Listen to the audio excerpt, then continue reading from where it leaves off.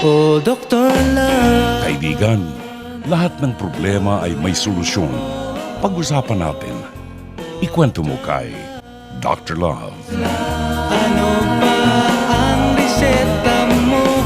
Oh, Dr. Love. Ano ang aking gagawin? Magandang araw po sa inyo mga ka-Dr. Lovers. Ito po si Brother June Bunaag ng programang Ikwento Mo kay Dr. Love. Nais ko lang po kayong aniyahan sa ating programa ang ating unang episode sa Season 1 ng Ikwento Mo kay Dr. Love. Ito po ay pagpapatuloy lamang ng ating programa sa radyo na alam po ninyo na wala na tayo sa radyo ngayon pero mahirap iwanan ng pagbo-broadcast. So tayo po ay gagamit ng digital platform at sa pamagitan po ng programang ito muli tayong magkakasama-sama. Ang programang ito ay nakahandang makinig sa inyong mga hinaing, sa inyong mga suliranin o anumang mensahe na gusto po ninyong ipadala sa ating programa. Ito ay bibigyan daan po natin sa programang ito. Alam po ba ninyo na ang programang ito ay ang Dr. Love ay tumanggap ng Hall of Fame Award buhat sa Catholic Mass Media Awards bilang Best Counseling Program sa radyo. At ito lamang pong July 20 of 2026, tumanggap naman ng napakalaking karangalan ng programang Dr. Love buhat po sa FAMAS sa pagkilala sa ating programa bilang Best FM Radio Program. So pinasasalamatan po natin ang lahat ng mga tumatangkilik sa ating programa, ang lahat ng mga Dr. Lovers na hanggang sa ngayon mula sa taong 1997 ay nakasubaybay pa rin sa inyong lingkod at ipagpapatuloy po natin ang programa natin sa ating digital platform. Maaari po kayong magpadala ng inyong mga komento, inyong mga mensahe, mga liham kasaysayan, or mga opinion po ninyo sa mga liham na atin pong itatampok sa programang ito. Sa araw na ito ay atin pong tutunghayan ang isang liham kasaysayan na padala ng isang follower natin na itago na lamang po natin sa pangalang Claire. Bigyan daan natin ang kanyang liham kasaysayan, medyo malabo ng mata ng lingkod. So narito ang kanyang liham na ipinadala sa ating email. Ikwento mo kay drlove@gmail.com. Ang wika niya, Dear Dr. Love, itago na lamang po ninyo ako sa pangalang Claire, 24 anyos, taga Pasig City. Isa po akong simpleng babae, isang ina, at kagaya ng maraming kababaihan, nangangarap din po ako ng payapang pamilya kasama ang aking anak. Ngunit, iba po ang naging kapalaran ko. Bata pa lamang po ako, pinangarap ko na magkaroon ng masaya at buong tahanan. Nang dumating sa buhay ko ang aking asawa, naniwala po akong siya na ang katuparan ng lahat ng pangarap ko. Inalay ko ang buong tiwala at pagmamahal ko sa kanya. Kahit minsan, pinili ko pa siyang ipagtanggol kahit sa harap ng batas. Ngunit dumating po ang araw na gumuho ang lahat. Ang pinakamalupit na bagay ay nang malaman kong ang taong pinakamamahal ko ay pumatol mismo sa sarili kong kapatid. Para pong sinaksak ang puso ko ng paulit-ulit. Masakit, nakakahiya. At higit po sa lahat, nakakawasak. Nawasak ang aking pagkatao. Sa halip na kampi ng pagmamahal at proteksyon mula sa asawa ko, Siya pa rin po ang nagdulot ng pinakamalalim na sugat sa aking buhay. Hindi doon nagtapos ang lahat. Nang siya ay humarap sa hustisya, ako mismo ang nagtanggol sa kanya. Ngunit sa huli, siya ay nahatulan ng reklusyon perpetua. Akala ko doon na matatapos ang sakit. Pero mas mabigat pa pala ang susunod na dagok sa aming pamilya.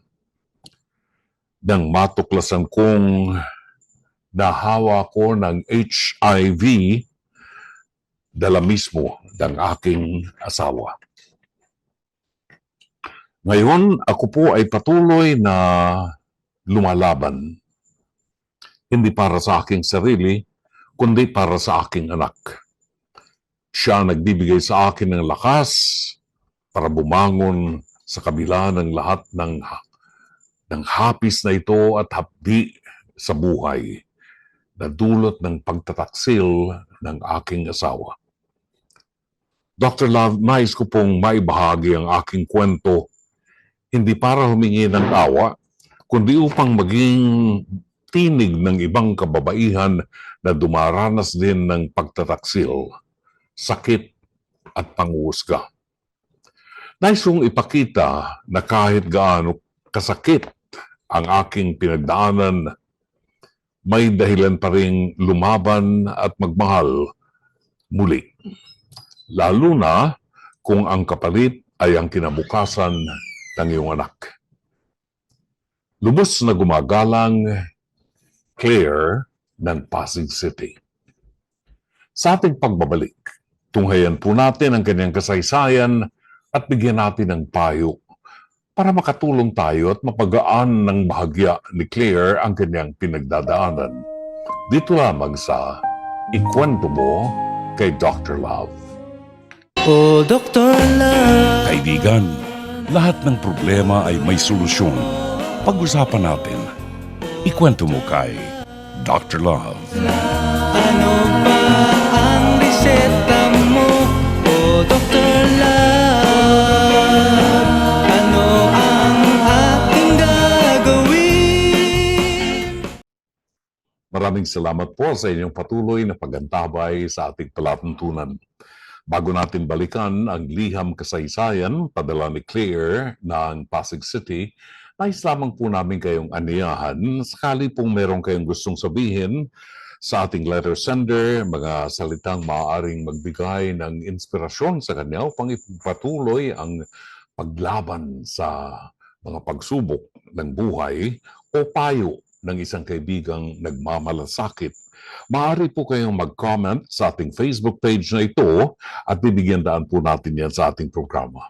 Ikaw man ay maaaring maging isang instrumento ng Panginoon sa kapayapaan sa ating kapaligiran at sa buhay na ito sa pamagitan ng pagkakalat ng mabuting balita at ng salita ng Diyos.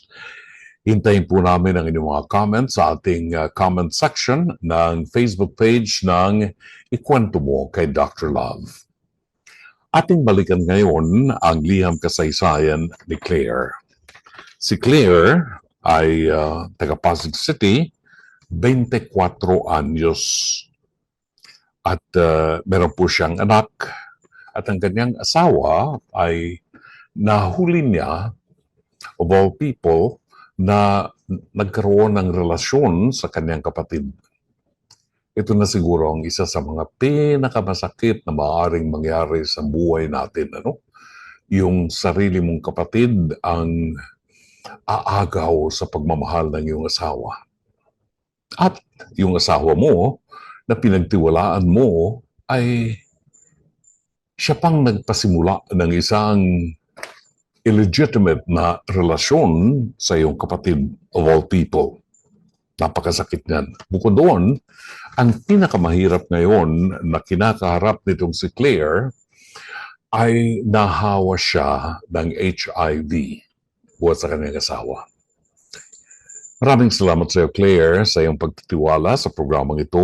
Maraming salamat at binuksan mo ang iyong puso upang kami ay makapasok at bigyan ka namin ng konting paliwanag o salitang maaring we hope ay makapag-iwan sa iyo ng kapayapaan. Nawawaan namin ang iyong pinagdadaanan at wala kaming paraan na magagawa para maibsan ang kirot ng puso na iyong pinagdadaanan. I know that there is anger in your heart. Matapos mong malaman na pinagtaksilan ka ng asawa mo at ang kapatid mo pa, of all people, ang kanyang biniktima. Yung kapatid mo na babae ay, hindi ko alam kung ilang taon na, pero siya man ay biktima ng kawalanghiyaan ng iyong asawa. Ang asawa mo, of all people, nalalaman niya na may pamilya siya, meron siyang asawa, pero biniktima pa niya yung iyong kapatid. At hindi natin alam, baka yung iyong kapatid ay maaaring nahawa rin ng sakit buhat sa iyong asawa. Nakalulungkot. At ito ang isang masakit na dagok sa buhay, yung pinagtitiwalaan mo at sinusuportahan mo sa lahat ng bagay. Lahat sa hirap at ginhawa, tinitiis mo ang lahat ng hirap ng buhay para lamang mabuo ang isang pamilya. Ito ay nangyayari sapagkat nawawalan tayo sa ating pamilya ng spirituality. Ito ay isang bagay na patuloy nating pinapaliwanag sa ating mga followers, sa ating mga tagapakinig. Ang spirituality ay hindi dapat mawala sa ating tahanan. Dapat meron tayong panahon para mapag-usapan at mapagnilayan ang mabuting balita ng Panginoon at malaman natin ang dakilang pag-ibig ng Diyos para sa isa't isa. Kapag sa tahanan natin ay nandoon at naghahari ang Diyos, kapag sa ating tahanan ay may pagmamahalan, pagpapatawad at pagbibigayan, makikita natin ang biyaya na kaloob ng Diyos.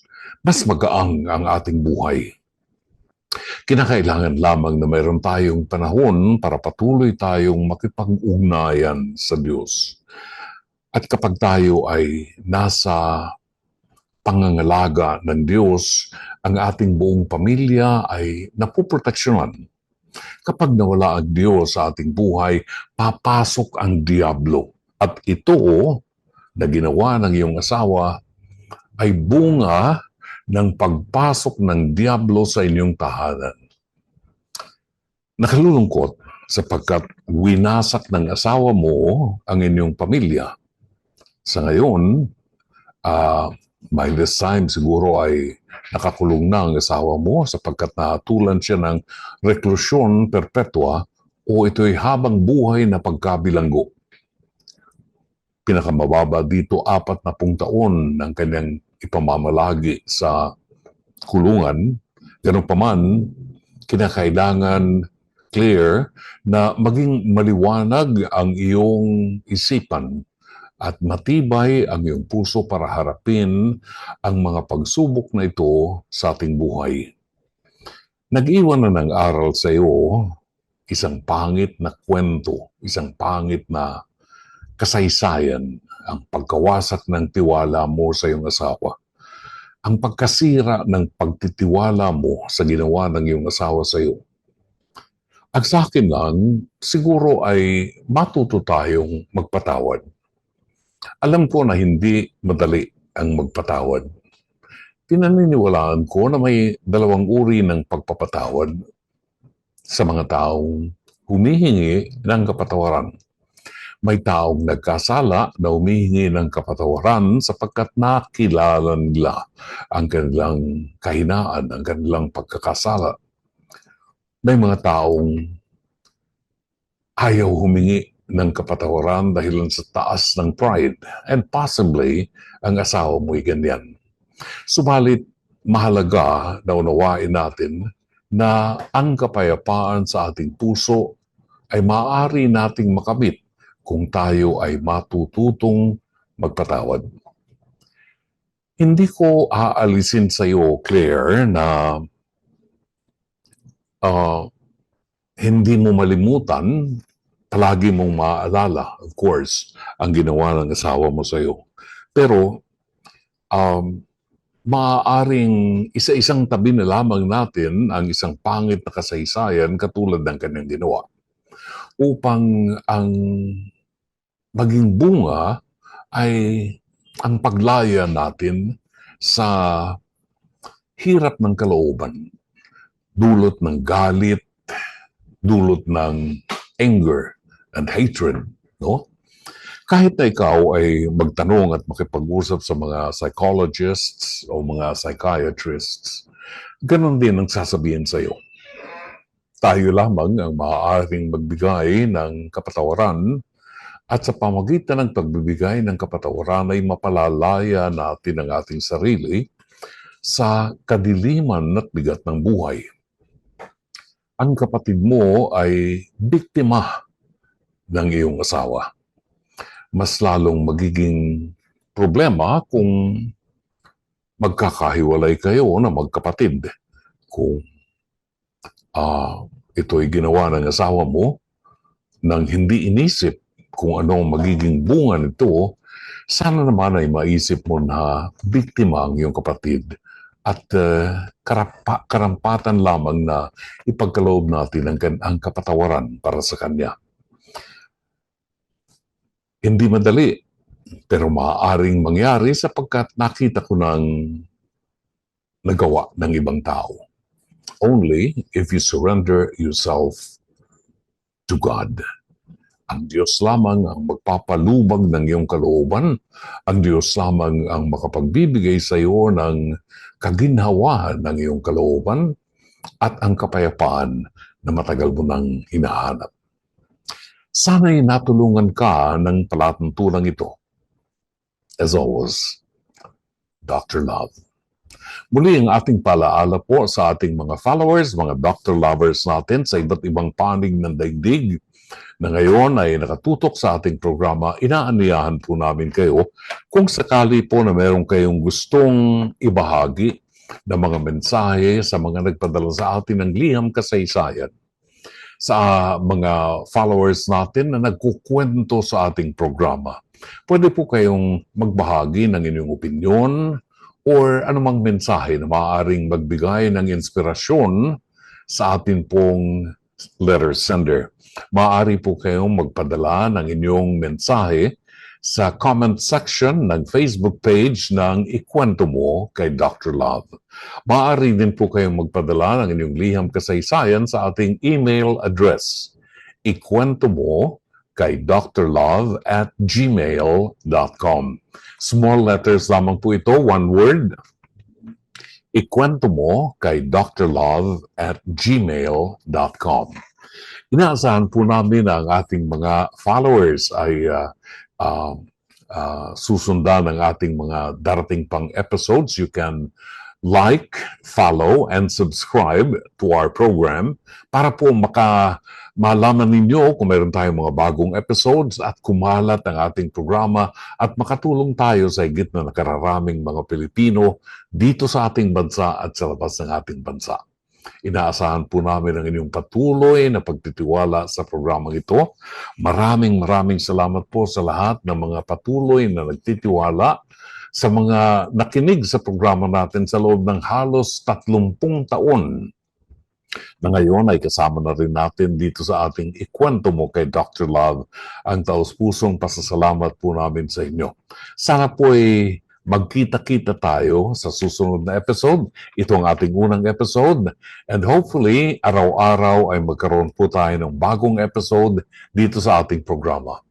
Kung kayo po ay magpa-follow, like, and share, at mag-subscribe sa ating programa, lahat ng mga bagong episodes ay maaari po ninyong mapanood. Ang mga lumang episodes ay maaari ninyong balikan at i-review.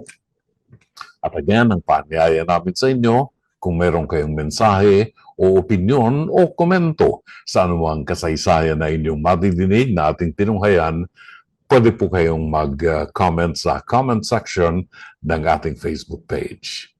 Maraming salamat po sa inyo. Muli, ito po ang inyong lingkod, Brother June Banaag, OP, ang inyong Dr. Love, dito sa ating Ikwento Mo kay Dr. Love. Oh Dr. Love, Kaibigan, lahat ng problema ay may solusyon. Pag-usapan natin. Ikwento mo kay Dr. Love. ano ba